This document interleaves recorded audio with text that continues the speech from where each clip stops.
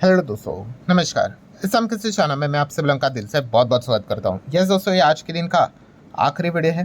तो चलिए, बहुत सारी चीज़ों को यहाँ पे कवर करना है, तो स्टार्ट करते पहले तो अमेरिकन मार्केट के साथ। अमेरिकन मार्केट आप देख सकते हो 350 पॉइंट के साथ ऊपर भागते हुए देखने को आप मिल रहा है। नियर बाय 1% के आसपास की तेज़ी जब से वेनेजुएला के ऊपर इन्होंने अटैक किया है, लगातार तेज़ी देखने को मिला है। कल के दिन यस्टरडे थोड़ा बहुत रुका हुआ था, वरना लगभग पिछले 4 ट्रेडिंग सेशन में से 3 ट्रेडिंग सेशन तो ये बस भागते ही जा रहे हैं।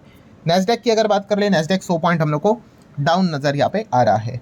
देन अगर बात करेंगे दोस्तों, तो लोटस डेवलपर्स, हाल ही में ये कंपनी मार्केट में लिस्ट हुई थी, आप सब लोगों को यहाँ पे पता ही है। एंड लोटस डेवलपर्स की अगर हम लोग यहाँ पे बात करेंगे along with the reality partners, कौन, तो आप सब लोगों को पता है अभिषेक बच्चन, वो भी हम लोग को इन सेगमेंट में काम करते हुए देखने को मिल जाते हैं। तो ये मिलकर एक प्रोजेक्ट यहाँ पे बिल्ड करने वाले हैं, कहाँ पे, गिफ्ट सिटी में। सो अच्छी बात है भाई, बड़ा प्रोजेक्ट मिलते हुए देखने को यहाँ पे मिल चुका है। मेशो की बात कर ले, मेशो की आज भी हालत खराब देखने को मिल गई। एंड कल की दिन की बात करें तो आपको बताइए लॉकिंग पीरियड यहाँ पे खत्म होते हुए देखने को मिला। एंड आज के दिन की बात कर ले तो यहाँ पे हम कह सकते हैं मेशो की जो एग्जीक्यूटिव थे वो हम लोग को स्टेप डाउन होते हुए देखने को मिल चुका है, मतलब उन्होंने रिजाइन यहाँ पे दिया है। ठीक है, ये भी एक अपडेट देखने को मिल चुका है। नेक्स्ट अगर हम यहाँ पे बात करेंगे वंदा फार्मास्यूटिकल्स, ये जो कंपनी है आज के दिन आप यहाँ पे देख सकते हैं 12.5% क्रैश हुए हैं। बट ये अमेरिकन बाजार की मैं बात कर रहा हूँ, नेस्डेक की बात कर रहा हूँ। एंड उसके पीछे का रीज़न है दोस्तों अमेरिका का FDA। यस, उन्होंने रिजेक्ट यहाँ पे किया है जेट लैग ट्रीटमेंट एप्लीकेशन जो इस कंपनी ने यहाँ पे दिया था। एंड इसी चीज़ के चलते हम कह सकते हैं जैसे रिजेक्ट हुआ, स्टॉक ज़बरदस्त तरीके से क्रैश होते हुए देखने को मिला है। जितने भी फार्मा कंपनीज है आपको बताइए, अमेरिका का जो FDA है उसी से रिलेटेड अगर अप्रूवल मिला तो भाई तेज़ी, नहीं तो बुरी तरीके से पिटाई इनकी हो जाती है। नेक्स्ट अगर बात करें दोस्तों तो वेनेजुएला, यस, अमेरिका का मार्केट भाग रहा है, वैसे ही उससे भी ज़्यादा सबसे अच्छा परफॉर्मेंस कोई कर रहा है तो वेनेजुएला का ही मार्केट कर रहा है। अगर हम देखेंगे अगेन यहाँ पे बुर्सा डील की अगर बात कर ले तो आप यहाँ पे देख सकते हैं जो लेटेस्ट जो भी डेटा देखने को मिला और ज़्यादा हम लोग को तेज़ी के ऊपर तेज़ी। ठीक है, रिसेंटली देखा था 17%, फिर 50%, फिर उसके बाद और 14%, बस यहाँ पे तेज़ी ग्रीन कैंडलस्टिक ही बनते हुए देखने को यहाँ पे मिल रही है। सो हम यहाँ पे कह सकते हैं यहाँ के जो शेयर होल्डर है भाई वो तो मालामाल हो गया। और इसके ऊपर मैंने कल के दिन एक वीडियो भी बनाया था, अगर आपने नहीं देखा तो मैं इसका लिंक ऊपर आई बटन पे दे देता हूँ कि कौन है जिन्होंने सबसे ज़्यादा पैसे यहाँ पे लगा के रखे हुए वेनेजुएला के मार्केट की अगर बात कर ले तो किसका पैसा सबसे ज़्यादा बनते हुए देखने को यहाँ पे मिला और इसके पीछे का रीज़न क्या है। तो लिंक मैंने ऊपर आई बटन पे दिए, आप चाहो तो इस वीडियो को डिटेल में गो थ्रू कर सकते हो। देन अगर बात करें दोस्तों तो आप यहाँ पे देख सकते हो ये तो ट्रम्प, अभी इसमें तो कोई मतलब ऐसी बात रही नहीं कि किसी को पता नहीं करके। तो फाइनली आप देख सकते हैं ट्रम्प ने यहाँ पे क्या बात बोल दी है, वेनेजुएला विल परचेज अमेरिका के products with the revenue from the oil deal. वाह, मतलब क्या है कि जो भी ऑयल से रिलेटेड अभी चीज़ें होंगी उससे वेनेजुएला को पैसा मिलेगा। एंड उस चीज़ के चलते अगर जो भी सामान वेनेजुएला को यहाँ पे खरीदना होगा तो वो कौन सा सामान खरीदेंगे, अमेरिका का सामान। सो इस चीज़ के चलते आप देख सकते हैं अमेरिका और वेनेजुएला दोनों हम लोग को आगे बढ़ते हुए देखने को यहाँ पे मिल रहे हैं। नेक्स्ट अगर बात करेंगे state bank of India, yes दोस्तों SBI की बात कर रहे हैं तो SBI ने एक रिपोर्ट पब्लिश की है जिस चीज़ के चलते उन्होंने बताया है कि इंडिया का GDP इसी फाइनेंशियल ईयर 26 का लगभग 7.5% तक हम लोग को देखने को मिल सकता है।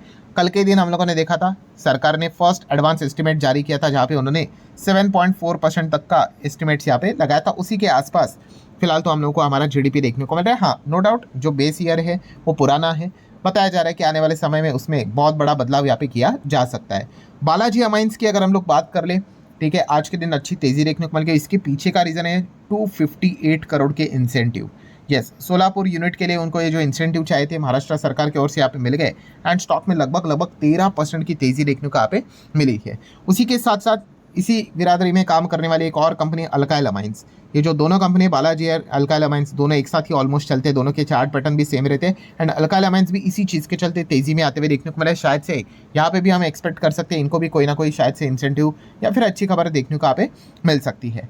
नेक्स्ट अगर हम बात करें दोस्तों तो रिलायंस इंडस्ट्री, यस्टरडे हम सभी लोगों ने देखा था रिलायंस इंडस्ट्री ज़बरदस्त तरीके से यहाँ पे गिरा था। क्यों गिरा था, अभी रिसेंटली हम लोगों ने देखा था, यस, क्योंकि ब्लूमबर्ग की एक रिपोर्ट आई थी कि रिलायंस अभी भी रशिया से ऑयल खरीद रहा है। 3 बड़े टैंकर्स वेसल्स 22 बिलियन के आसपास के जो बैरल्स वाले टैंकर है, 3 बड़े टैंकर्स कहाँ पे आएंगे, जामनगर रिफाइनरी में आएंगे। एंड अमेरिका ने तो सैंक्शंस लगा के रखे। जैसे ये स्टेटमेंट चीज़ें सामने आई, रिलायंस ने इस रिपोर्ट को खारिज किया है। रिलायंस ने ये तक बता दिया पिछले 3 हफ्ते से उन्होंने कोई भी रशिया से ऑयल यहाँ पे खरीदा नहीं है और वो यही प्लान कर रहे हैं कि जनवरी मंथ में भी कोई भी रशिया से वो ऑयल यहाँ पे नहीं खरीदेंगे। अगर नहीं खरीदेंगे तो फिर ऑयल का जुगाड़ कहाँ से होगा। तो दोस्तों फिलहाल यहाँ पे रिलायंस इंडस्ट्री ने ही ये बात सामने रखी है कि वो रेडी है वेनेजुएला का ऑयल खरीदने के लिए, बस क्लैरिटी का इंतजार कर रहे। क्लैरिटी किस चीज़ का, तो आपको पता है अमेरिका ने सैंक्शंस लगा के रखे हुए हैं। अगर अमेरिका इससे रिलेटेड सैंक्शंस हटा दे, अब तो सारी चीज़ें अमेरिका के ही कंट्रोल में आ चुकी है।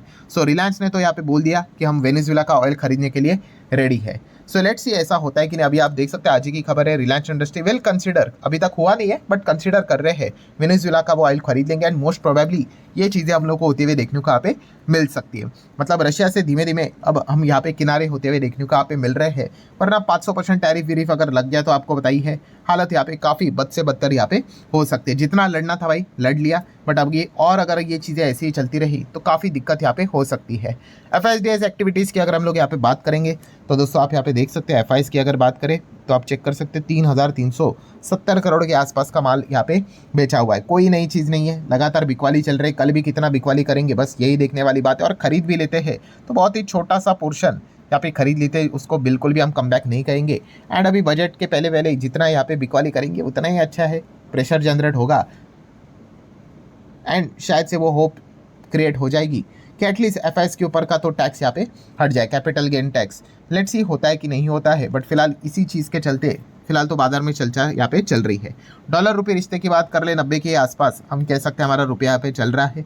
बिटकॉइन की बात कर ले तो आप यहाँ पे देख सकते हैं 91,000 प्लस डॉलर के आसपास बिटकॉइन यहाँ पे चल रहा है। इथेरियम गिरावट तो है बट अभी भी 3100 का लेवल 3000 का लेवल पकड़कर बैठा हुआ है। गोल्ड सिल्वर की अगर हम लोग बात करें दोस्तों तो गोल्ड आप देख सकते हो $4,400 प्रति आउंस के हिसाब से चल रहा है। सिल्वर में काफ़ी उथल पुथल देखने को यहाँ पे मिल रही है। तो सिल्वर में आपको पता ही है अभी वेटेज भी चेंज होते हुए देखने को मिल चुका है। $76 के आसपास सिल्वर फिलहाल तो ट्रेड कर रहा है। और इंटरनेशनल मार्केट में ठीक है सिल्वर, बट हमारे बाजार की बात करें MCX में सिल्वर आज के दिन 13,000 के आसपास, बीच में तो 20,000 के आसपास गिरा था, फिर उसके बाद थोड़ी बहुत रिकवरी यहाँ पे हुई थी। तो सिल्वर तो काफ़ी ज़्यादा वॉलेटाइल मेटल हम लोग को होते हुए देखने को मिल चुका है। क्रूड में भी देखा गया दोस्तों तो काफ़ी वॉलेटिलिटी देखने को यहाँ पे मिल रहा है। Right now crude Brent 61 plus हम लोग को अभी आप देख सकते हो लगभग 2.5% के आसपास आते हुए देखने को मिल चुका है। WTI भी 2-2.25% के तेज़ी के साथ ऊपर निकलते हुए देखने को मिल चुका है। देन BCCL IPO की बात कर ले दोस्तों तो यहाँ पे खराब चीज़ क्या है कि 70 के आसपास चलने वाला GMP 60 हो गया, 60 का 50 हो गया एंड राइट नाउ ये 40 के आसपास देखने को मिल रहा है। ठीक है, बहुत ही ज़बरदस्त तरीके से GMP इसका नीचे आते हुए देखने को यहाँ पे मिल रहा है। मार्केट का माहौल भी थोड़ा ख़राब होते हुए देखने को मिला, इस चीज़ के चलते इम्पैक्ट तो यहाँ पे आ ही जाता है। सो हम कह सकते हैं 70 से 40 तक आते हुए देखने को मिल रहा है। एंड अब कल से आई गेस ये IPO ओपन यहाँ पे हो रहा है, जो कि फिर सोमवार मंगलवार तक यहाँ पे चलता रहेगा। अगर बाजार ऐसे ही चलता रहा तो भाई GMP और भी ज़्यादा डेटो रेट यहाँ पे हो सकता है। इरेडा की अगर बात करें दोस्तों तो यस, इरेडा को लगातार यहाँ पे एक्सीलेंट रेटिंग मिलते हुए देखने को मिल चुकी है। लगातार 5 साल का ये डेटा हम लोग को देखने को मिला है, अच्छी बात है। देन अगर बात करेंगे Dixon technology and coins technology, yes EMS वाले जो स्टॉक्स है लगातार गिरते हुए देखने को यहाँ पे मिल रहे हैं। उसके पीछे का one of the strongest reason यही है दोस्तों, इनके जो टारगेट्स है अप टू 30% तक कट यहाँ पे कर दिए जा चुके हैं। रिसेंट जब से काइंस टेक्नोलॉजी में जो हम लोग को गिरावट देखने को मिली थी कोटक की रिपोर्ट, उसके बाद जितने भी ये EMS वाले जो स्टॉक्स थे सब में हालत ख़राब होते हुए देखने को यहाँ पे मिली थी। ठीक है, बहुत सारे ब्रोकरेजेस का यही मानना है कि इतना अच्छा परफॉर्मेंस शायद से इनका क्वार्टरली हम लोग को देखने को ना मिले। लेट्स सी, वो तो जब नंबर आएंगे तभी पता यहाँ पे चल जाएगा। देन दोस्तों आखिरी पॉइंट की हम बात करेंगे। जो लोग यहाँ पे पूछ रहे हैं कि सर ये ट्रम्प का मतलब, ये जो खबर हम लोग को देखने को मिल रहा है कि Trump pull US out of major international climate energy and sustainable development organisation, मतलब देखिए अलग अलग ऑर्गेनाइजेशन है, मतलब क्लाइमेट अच्छा रहना चाहिए। ठीक है, इस चीज़ के चलते ग्रुप्स देखने को मिल जाती है, संगठनाएं देखने को मिल जाती है। तो अमेरिका ने मतलब ट्रम्प ने वहाँ से मतलब विड्रॉ यहाँ पे कर लिया है। ठीक है, उनका ये कहना है कि ये सारी बकवास चीज़ें यहाँ पे कोई ज़्यादा फोकस करने की ज़रूरत नहीं। और इसके पहले भी हम लोगों ने देखा था पेरिस से रिलेटेड, जब ट्रम्प एकदम नए नए आए थे उन्होंने पहले दिन कुछ तो 100 एग्जीक्यूटिव ऑर्डर साइन किए थे। तभी भी उन्होंने क्या किया था, पेरिस से रिलेटेड जो क्लाइमेट चेंज से रिलेटेड चीज़ें था अमेरिका को विड्रॉ कर लिया था। और आपको पता ही है ट्रम्प ये जो क्लाइमेट देन उसी के साथ साथ रिन्यूएबल एनर्जी इसके काफ़ी खिलाफ है, काफ़ी। ठीक है, उन्होंने तो ये तक बात बोली थी, याद है ना, ड्रिल बेबी ड्रिल करके, मतलब जितना हो सके क्रूड बेड निकालो। ठीक है, ये सारी चीज़ें बकवास है, EV के भी खिलाफ है। इसी चीज़ के चलते तो इलॉन मस्क के साथ उनका बहुत बड़ा झगड़ा भी होते हुए देखने को मिला था। ठीक है, एंड ऐसे बहुत सारे ऑर्गेनाइजेशन से वो एग्जिट करते हुए देखने को यहाँ पे मिल रहे हैं। सो ठीक है दोस्तों, जितने भी इंपॉर्टेंट पॉइंट्स थे सारे यहाँ पे मैंने कवर कर लिए हैं। ठीक है, अभी कल के दिन की अगर बात करें, आपको बताइए अमेरिका कोर्ट से रिलेटेड ट्रम्प टैरिफ का क्या फैसला आता है, उसी के ऊपर हर किसी की निगाह यहाँ पे रहने वाली है। सो आशा करता हूँ वीडियो हेल्पफुल लगा होगा, चाहो तो लाइक एंड शेयर कर सकते हो। चलिए मिलते हैं कल, तब तक के लिए बाय बाय।